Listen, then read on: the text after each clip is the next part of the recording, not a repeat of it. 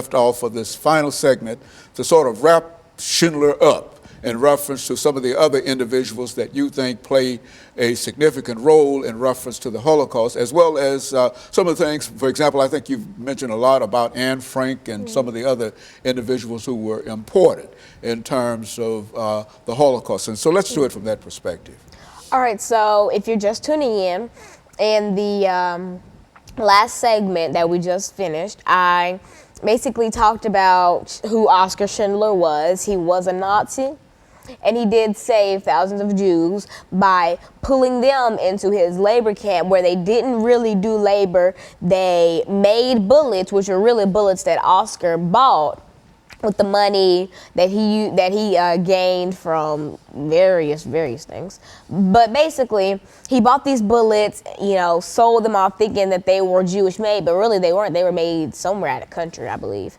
But basically, when the war was over, Schindler, he at first fled the country thinking that he was going to be charged and killed for crimes against humanity. But he wasn't. And so he then came to New York where he stayed with relatives. A lot of the people that he saved would send in fruit baskets, gifts, and foods, and that's what he lived off of, considering the fact that he was poor.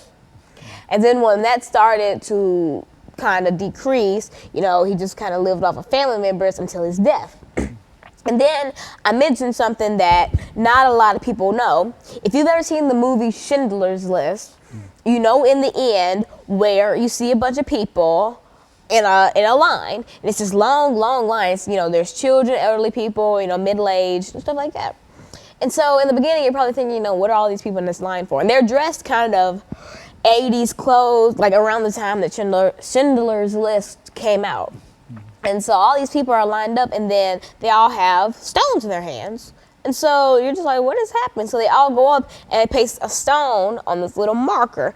And then you realize that the marker is Schindler's tomb. And so they're all putting these stones on there, and there are just not thousands, but there are just so many stones, not just on it, but surrounding his grave. And these are all stones from the people that he saved. Because at the time he saved, 3,000 people? Think of those people, at least 100 of them had children. They had children, and they had children, and the line goes on and on. So just think of how many lives Schindler has saved. I mean, back then it was thousands, but just think now, it could probably be, if not already millions, near millions. And he just did so many great things for so many people, and you can't repay someone for saving your life. You're in this thing called the life debt.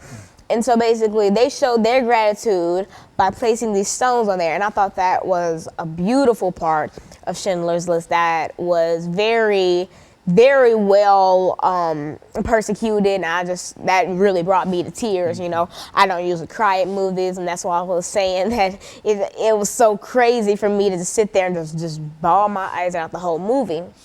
And so in a real sense, Alana, I think we've talked about Anne Frank and Oskar Schindler and whatever. And so what you're saying is, in spite of all of the horrors of the Holocaust and the deprivation of the Jewish population and et cetera, there were efforts on the part of individuals like Anne Frank and Schindler to help alleviate some of the suffering. And it's important to recognize these individuals, because somehow we can get caught up in the horrors of the Holocaust and believe that all Nazis were in favor of killing all the Jews and et cetera. And here you've got an example. Now, it's only one example, and certainly